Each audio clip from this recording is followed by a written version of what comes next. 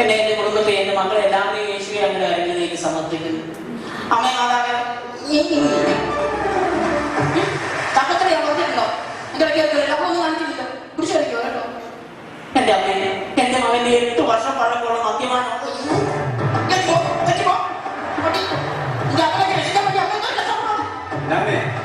പ്രാർത്ഥനയാണോ അതോ സർക്കസാണോ?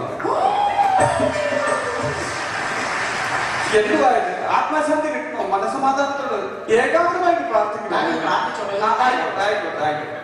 എന്റെ പിതാവേ, എന്റെ വേളാങ്കണ്ണി മാതാവേ, അമ്മയുടെ പ്രാർത്ഥിച്ചതിന്റെ ഫലമായിട്ട് 8 വർഷം പഴക്കമുള്ള മദ്യപാനമാണ് അമ്മ മാറ്റി തന്നത്.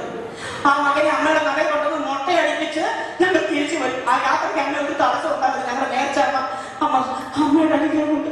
അമ്മയെ ഞങ്ങൾക്ക് അങ്ങോട്ട് വരാനുള്ള അനുഗ്രഹം അനുഗ്രഹിക്കുന്നു. ഇംഗ്ലീഷ് മീഡിയത്തിൽ പഠിച്ചുകൊണ്ട് അറിയില്ലേ? അങ്ങയുടെ രാജ്യം വരണേ, അങ്ങയുടെ തിരുമനസ് സ്വർഗ്ഗത്തിലേക്ക്. ആ കോഴിക്കോട് വേളാങ്കണ്ണിക്കാൻ പോകുന്നത്. ആ കോഴിക്കോട് പ്രാർത്ഥിച്ചോണ്ടിരിക്കുമ്പോ കോഴിക്കോടിന്റെ കാര്യം പറയുന്നത് ആ കോഴിക്ക് തീറ്റി കൊടുക്കാൻ നീ പ്രാർത്ഥിക്കാമോ? പരിശുദ്ധ മറിയമ്മേ നമുക്ക് വേണ്ടിയാണ്. ഒരേ ഒരു രക്തം കൂടുതൽ ഭാവികളായ ഞങ്ങൾക്ക് വേണ്ടി തമ്പുരാനോട് വിളിച്ചിരണേ അമ്മേ മാതാവ്. ആ കഞ്ഞി തിളച്ച് പൊങ്ങും അവിടെ. ആ കഞ്ഞി അടുക്കള തിളച്ച് പൊങ്ങനെ കണ്ടോ? പൊങ്ങുന്ന ഇഷ്ടി എടുത്തിട്ട് അത് കാണുമ്പോ പോകും. എന്താണ് അമ്മ ആ ചെറുക്കൻ കള്ളുകൂടി നിർത്താൻ വേണ്ടി നമ്മൾ പ്രാർത്ഥിച്ചിട്ടാണോ ആ കള്ളുകൂടി നിർത്തിയത്? നേരത്തെ നീയാണോ വേളാങ്കണ്ണിക്ക് അവന്റെ മുടിയാക്കാറ്? മുടിയെടുക്കാൻ നേരത്തെ ഞാനൊന്ന് പ്രാർത്ഥിച്ചോട്ടെ. അമ്മ എനിക്ക് എല്ലാം നേടി തന്നിട്ടുണ്ട്. അമ്മ എന്റെ കൊല്ലമ്മേ, എന്റെ വേളാങ്കണ്ണി അമ്മ എനിക്കൊരു കാര്യം അമ്മയോട് പറയാനുള്ളത്. അവനെ ഇവിടുന്ന് രാവിലെ കുടിക്കാനായിട്ട് കൂട്ടിക്കൊണ്ട് പോകുന്ന സുഖു, രഞ്ജിത്ത്, ദിനേശ് ഇവന്മാരുടെ എല്ലാം മണ്ടയില് ഇടുത്തി വീഴണേ. മണ്ടേ മാത്രമാകണ്ട, ട്യൂസ്ഡേയും വെനസ്ഡേയും സൺഡേയും ഒക്കെ ഇടുത്തി വീഴണേ. ആഴ്ച ഒരു ദിവസം പോലും ഇവന്മാർ തലപൊക്കി എന്നെ എങ്ങനെ വിളിച്ചോണ്ട് പോകും? എനിക്ക് എന്നോട് പറയാനുള്ളത്, ആ മകൻ ഇതുവരെ വീട്ടിലോട്ട് കയറി വന്നിട്ടില്ല. അമ്മയെ ആ മകന് സ്വമുക്കി കൊടുക്കണേ അമ്മേ. അവന്റെ തലയിൽ പിശാച് കയറിയിട്ട് അമ്മേ, അമ്മയുടെ വലിയ കരുണ കൊണ്ട് അവനിലുള്ള പിശാച് അമ്മയുടെ വലിയ കരുണ കൊണ്ട് വിട്ടുപോട്ടെ. വിട്ടുപോട്ടെ പിശാച്, വിട്ടുപോട്ടെ. സന്നിധിയിലുള്ള പിശാച് സന്നിധിക്കാൻ വിട്ടുപോട്ടെ. എങ്ങനെ പോട്ടെ സന്നിധിക്കാൻ വിട്ടുപോട്ടെ. പിശാച് വിട്ടുപോട്ടെ. പിശാച് വിട്ടുപോട്ടെ. ഒരു വേണമെങ്കിൽ വിട്ടുപോകാൻ ഞാൻ പോവാ. എടാ അമ്മച്ചി പ്രാർത്ഥിച്ച് നിന്നിട്ടുള്ള പിശാച് വിട്ടുപോകട്ടെ എന്നാടാ. അതൊക്കെ നീ എന്താ വർത്തമാനം പറയുന്നത്? ഈ ബോധം കണ്ട ഏതെങ്കിലും വിചാരികളോ ഇരിക്കൂ. അപ്പോഴാണ് ജീവിതം വിട്ടു പോകത്തില്ലയോ? എന്നാ പോലെ വേണ്ട ഇത്തിരി വൃത്തിയും എനിക്കൊക്കെ നടക്കാൻ പഠിക്കുക. എന്താ ധൈര്യം? അന്യൻ ഈ ധൈര്യമായിട്ട് ഇനി നടന്നാൽ ഈ വീട്ടിൽ നീ എന്നേക്ക് പോകാൻ ഇറക്കി വിടുമെന്ന് കർത്താവ് പറഞ്ഞിരിക്കുന്ന സ്വന്തം വീർപ്പ് കൊണ്ട് അപ്പം ഭക്ഷിക്കണമെന്ന് അറിയാമോ? അമ്മ അപ്പം ചുടുമ്പോ എന്നെ ഒന്ന് വിളിച്ചാൽ ഞാൻ വേർപ്പ് കൊണ്ട് അവിടെ ഇടാം. എന്നിട്ട് എടാ അപ്പം ഞാൻ എന്റെ വേർപ്പ് വെക്കുവാ.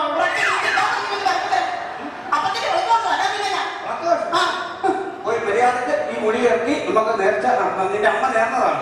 അപ്പൊ ഈ മുടി ഇറക്കി കഴിഞ്ഞാൽ നീ അതിനൊരു കല്യാണമൊക്കെ ഞാൻ നടത്തി തരാം കേട്ടോ. നമ്മൾ എങ്ങനെയാ പോകുന്നത്? എങ്ങനെയാ പോകുന്നത് വെച്ചാൽ ഇവിടുന്ന് ഓട്ടോറിക്ഷ കോട്ടയം വരെ ഓട്ടോറിക്ഷയിൽ പോകും. അത് കഴിഞ്ഞ് ട്രെയിനിൽ കയറി നാഗപട്ടണത്ത് അവിടുന്ന് ബസ്സേ കയറി നമ്മളങ്ങ് പോകും. പക്ഷെ അമ്മച്ചി നേരത്തെ ഇറങ്ങാക്കി നിങ്ങളൊന്നും അല്ല.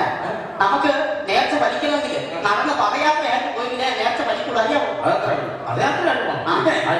അപ്പത്തെ ഈ പദയാത്രയും ഈ തീർത്ഥയാത്രയും തമ്മിൽ എന്നാ വ്യത്യാസം? ഒരുപാട് വ്യത്യാസമുണ്ട് മോനെ സന്ധ്യപ്പെട്ടി.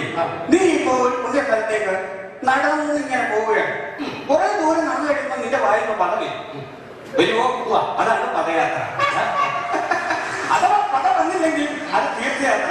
അതിനാ കുറച്ചുകൂടെ പുണ്യാണ് കിട്ടുന്നത്. അവൻ പദയാത്ര ആയിരിക്കും വന്നിരിക്കുന്നു. മുടി വെട്ടാൻ നോക്കണം. ഇതിന്റെ ഒന്ന് പോകേണ്ട ഒരു കാര്യമില്ല. നമ്മുടെ അച്ഛനെ വിളിച്ചൊന്ന് വെഞ്ചരിപ്പിച്ചാൽ പോരാ. ഞാൻ കണ്ടുകൂടി നിർത്തിയില്ലോ. അച്ഛനെ വിളിച്ച് വെഞ്ചരിപ്പിക്കാം. നീ അച്ഛനെ വിളിച്ച് ഞാൻ വെഞ്ചരിപ്പിച്ചിട്ട് വേണം എന്റെ നെറ്റിയെ. പള്ളിയുടെ പണി നടക്കുമ്പോ സംഭാവന ചോദിക്കും.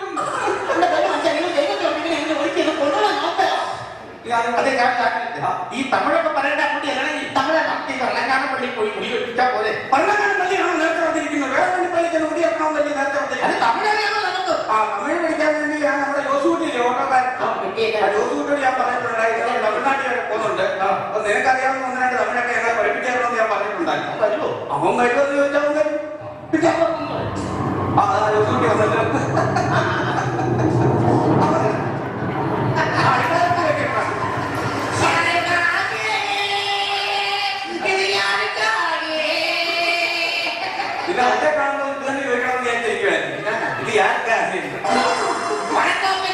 വണക്കപ്പറ്റിലുള്ള ഒരൊറ്റ വിദ്യം വെച്ചില്ല. ഉറപ്പാപ്പത്തില്ല, വണക്കം, നമസ്കാരം. അപ്പൊ പോകാനുള്ള വണ്ടിയൊക്കെ ആയിരിക്കാം എടുത്ത് വെക്കുന്നത്. അപ്പൊ ഇറങ്ങിയ കമ്പറേക്ക് പറയാം. പക്ഷേ തമിഴ്നാട്ടിലോട്ടാ പോകുന്നത്. തമിഴൊക്കെ അറിയാമോ? അല്ല, അതിനല്ലേ നിന്നോട് വരാൻ പറഞ്ഞത്. എന്തെങ്കിലുമൊക്കെ ഒന്ന് പറഞ്ഞാൽ ഒന്നോ രണ്ടോ വാക്കുകൾ പഠിച്ചു കഴിയുമ്പോഴേ നമ്മൾ തമിഴ് പഠിച്ചു കഴിഞ്ഞിരിക്കും. നിസ്സാരമായി നമ്മളിവിടെ നേരെ തമിഴ്നാട്ടിൽ തന്നെ ഇറങ്ങുമ്പോ ഒരു കുരിശിനെയാണ് കാണുന്നത്.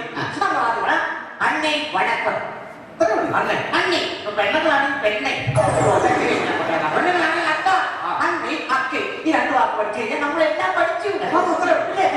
ഒരു ഗ്ലാസ് വെള്ളം വേണമെന്ന് എങ്ങനെയാണ് തമിഴ് പറയുന്നത്? നിസ്സാരമായിട്ട് പറയാമല്ലോ. നമ്മളിപ്പോ ആണ്ണിയാണ് കാണുന്നെങ്കിൽ അണ്ണാ കൊഞ്ചം തണ്ണി തരുമാ. കുഞ്ചൻ തണ്ണി ചോദിച്ചാൽ കുഞ്ചൻ നല്ല കിട്ടും. കൊഞ്ചം നീ എവിടെ പോകുന്നുണ്ട്? വേളാങ്കണ്ണി. എന്തിനാ പോകുന്നത്? ഇവന്റെ മുടി ഇറക്കണം, നേർച്ചയാ. എന്റെ കണ്ണൂടി കണ്ണൂടി നിർത്തി വേളാങ്കണ്ണി നേർച്ച പറഞ്ഞിട്ടാ. ഇനി അവിടെ പോയി മുടിയൊക്കെ ഇറക്കി സുന്ദരനാക്കണ പോലെ.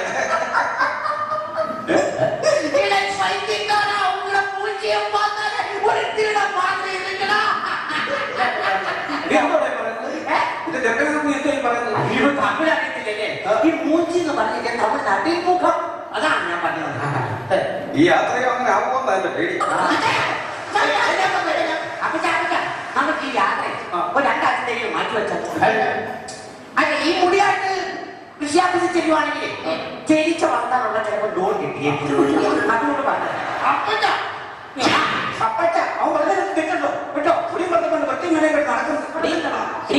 പോത്തിറച്ചി 4 പേർക്കൊണ്ടാണ് ലോൺ എടുക്കണം കേട്ടോ. കറിക്കിന് പോത്തിറച്ചി വലിയ ഇഷ്ടമാണ്. വെയിൽ ഇന്ന് തിന്നാം.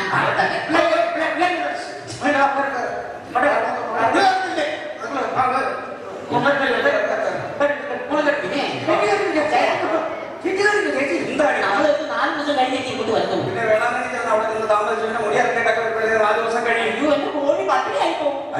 ആ കോഴീനെ കൂടെ കൊണ്ടുപോകാൻ ആ ആടിനെ താറാവിനെ എടുത്ത് വണ്ടിക്ക് കേൾക്കാം. ഈ കോഴിയും താറാവിനെയും ആടിലേക്ക് ഈ വണ്ടിക്കകത്ത് ഇരുന്ന നോഹയുടെ പെട്ടയോ? ഇത് ജോസുകുട്ടിയുടെ ഓട്ടയാണ്. അമ്മയ്ക്ക് കയറി നിനക്ക് നാണമുണ്ടോ? നിനക്ക് നാണമുണ്ടോ?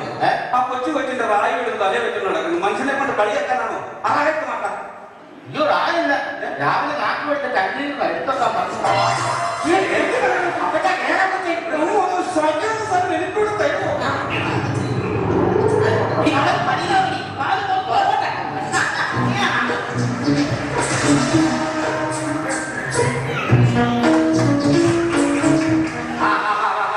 കൂട്ടം തെറ്റി പോകരുത്. സൂചിച്ചൊക്കെയാണോ ഈ പ്ലാറ്റ്ഫോമിൽ എടുത്ത് അവിടെ ശ്രദ്ധിച്ചിരുന്നു. നമ്മൾ ആദ്യമായിട്ട് കാണുന്നു.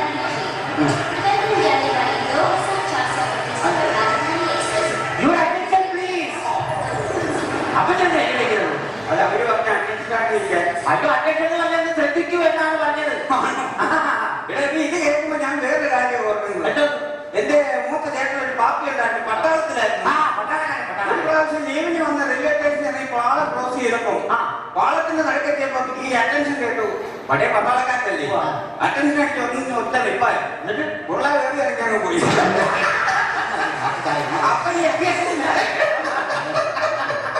അപ്പൊ വീട്ടിൽ കണ്ട ഓടിയ മോഹൻ എനിക്ക് രൂപാണ് ഇങ്ങനെയൊക്കെ ഇരിക്കുക.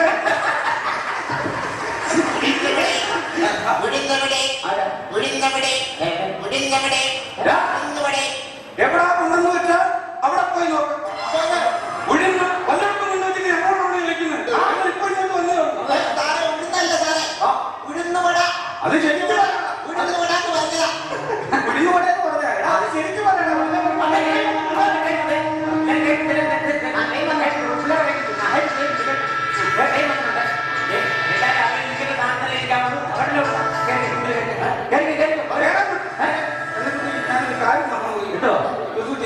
അത്യാവശ്യമായിട്ട് നീ ഓട്ടോ ഒന്ന് വീട്ടിലോട്ട് വിടണം. അതെന്തിന്? ബൈക്കിലെടുക്കാൻ വിട്ടുപോയപ്പോ അയ്യോ ദൈവമേ, ബൈബിളെടുത്ത് പ്രാർത്ഥിച്ചിട്ടല്ലേ വീട്ടിൽ ഇങ്ങോട്ട് ഇറങ്ങിയത്. ബൈബിൾ എടുക്കുന്നത് അതല്ല ഞാൻ ബൈബിൾ എടുക്കണം. വേറെ വല്ല അത്യാവശ്യം ഇവിടെ ടോയ്ലറ്റ് ഉണ്ടാവും. അതല്ല ഞാൻ പറയുന്നത് ബൈബിൾ എടുക്കണം.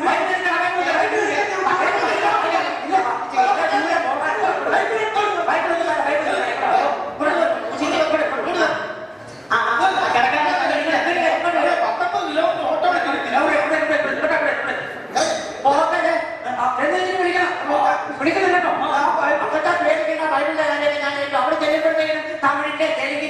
ജീവിക്കാൻ ബൈബിളൊക്കെ കാണുമല്ലോ അവരുടെ വെക്കണം മലയാളം ഒന്ന് വായിക്കാനേ മാത്രമാണ് ഇംഗ്ലീഷ് വായിക്കണം.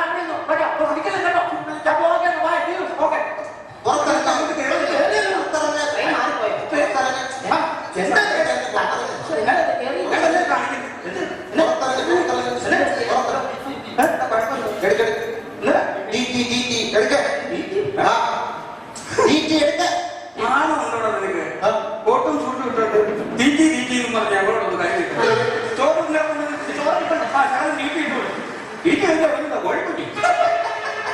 കുടുംബത്തോടെ അറിയിക്കുകയാണ് മാന്യന്മാരെ. ഇവിടെ ഞാൻ ട്രെയിനിൽ ടിക്കറ്റ് ചെക്ക് ചെയ്യുന്ന ആളാണ്.